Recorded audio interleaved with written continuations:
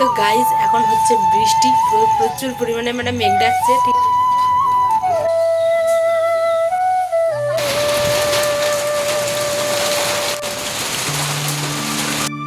ন্যাংটার মতো।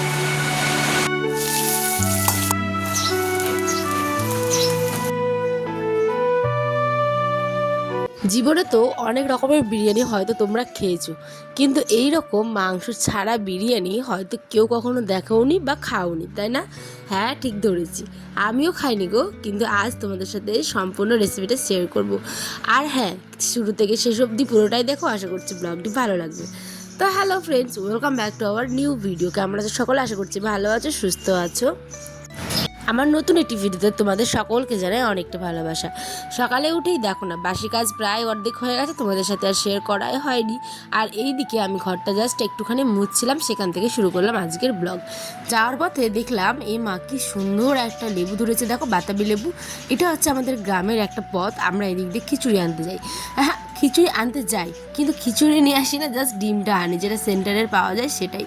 তারপরে বাড়ি চলে আসলাম, এসে নিয়ে দেখো চুলোটা আমার কি অবস্থা।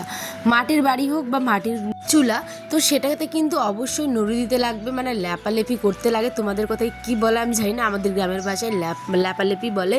তো এটা একটুখানি আমি নেপে নিলাম ভালো করে। আমি তো রান্না করব কি না এটা এখনও শিওর না, কিন্তু দেখতে খুব বাজে লাগছিল, ভাবলাম চাই চলো ন্যাপা শুরু করি। আর এইদিকে আমার ছোট আয়ন দেখো বায়না ধরেছে, কী জন্য বলো তো? আইসক্রিম খাবে। আমার ছেলেটা এত আইসক্রিম পাগল যে কি বলবো। ওকে যদি তুমি আইসক্রিম দাও সারাদিন, ভীষণ ভীষণ ভীষণ খুশি হয়ে যাবে। তারপরে এইদিকে না হয়েছিল সেদিন মাংস, ঠিক আছে?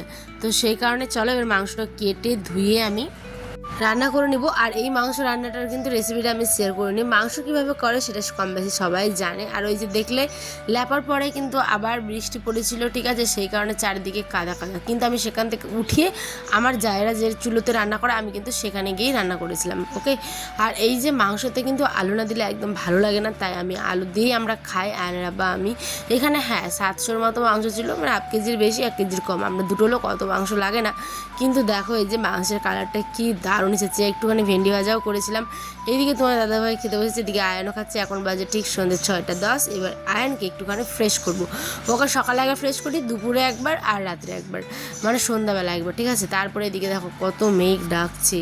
তারপর আয়নের বাবার আর আমার ঠিক হলো যে চলো আজ একটুখানি বিরিয়ানি করি। মাংস যেহেতু বাড়িতে আছে তাই ভালো হবে, তাই না? এই যে দেখছো, এই যে বিদ্যুৎ চমকাচ্ছে, দেখো এত বিদ্যুৎ, এই যে বিদ্যুৎ চমকাচ্ছে। তো চলো আমরা এখন ঝড় বৃষ্টির রাতে কান্না বিরিয়ানি খেতে ভালো লাগে বলো তো? তবু আবার মাংস ছাড়া হলে কেমন খারাপ লাগে। যাই হোক, এবার তোমাদের সাথে শেয়ার করি। দেখো আমি কিন্তু এখানে নর্মাল আমরা যে রাইস খাই, ভাত আর কি চালের, সেটাই দিলাম। আমি লং চালগুলো না হয়নি। বিরিয়ানিটা রাইসের জন্য আমি ওখানে কিন্তু তেজপাতা, গোটা এলাচ, লবঙ্গ, তারপরে এই কী বলে আরও অনেক কিছু মশলা কিন্তু দেওয়া যায়, স্টার, তারপরে হচ্ছে গোলমরিচ। আমি খালি একটু লবঙ্গ দিলাম ভালো সেন্টের জন্য। তারপরে মাঝখানে দিলাম লবণ। আর এদিকে ভাতটাকে কিন্তু আমি এখন একটা পাত্রে করে মাঠটা চুয়ে নেব। তারপরে কিন্তু দেখো এখানে দিলাম তেল, পেঁয়াজ কুচি, কাঁচা লঙ্কা কুচি। যেহেতু আজ বিরিয়ানিটা আমি দমে বসাবো না বা আমি কোনো রকম লেয়ার দিব না, সমস্ত কিছু একদম একসাথে যে করে নেবো শর্টকাট। যদি চটপট খেতে লাগে তাহলে, খুব খিদে পেয়েছে আলো, তাই আমরা কিন্তু এরকমভাবেই করেছিলাম। বেরেস্তা ভেজে উঠানো হয়নি, ওইখানেই একদম পুরো রাইসটা দিয়ে দিয়েছিলাম।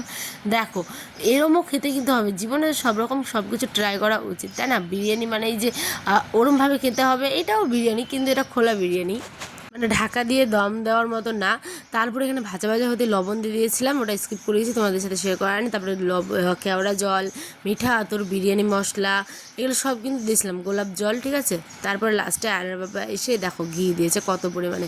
এইটাকে আমি ভেবেছিলাম যে মাংসটা তুলে আলুটা তুলে এখানে দিয়ে মিক্স করবো, আয়নার বাবা বলছে না থাক, এটা এরমই খাও, ভালো লাগবে।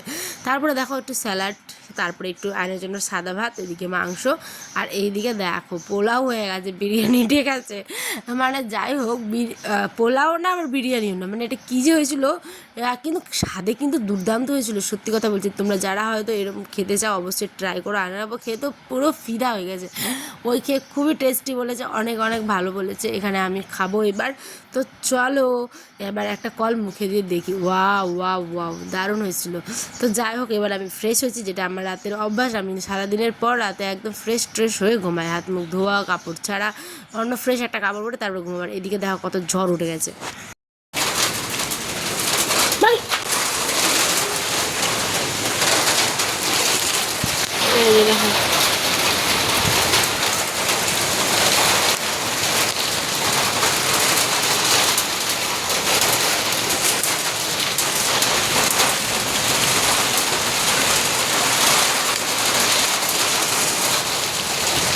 যাই হোক, আজকের ব্লগ আমি এখানেই শেষ করছি। তোমাদের ব্লগটি কেমন লাগলো অবশ্যই কমেন্টে জানিয়ে, নতুন হয়ে থাকলে প্লিজ চ্যানেলটি সাবস্ক্রাইব করো, আমার পাশে থেকো। তোমাদের ভালোবাসা একান্তই আমার প্রয়োজনীয় গো। আর এদিকে আয়নের বাবা আয়নকে আদর করছিল। যাই একটা আল্লাহ হাফেজ।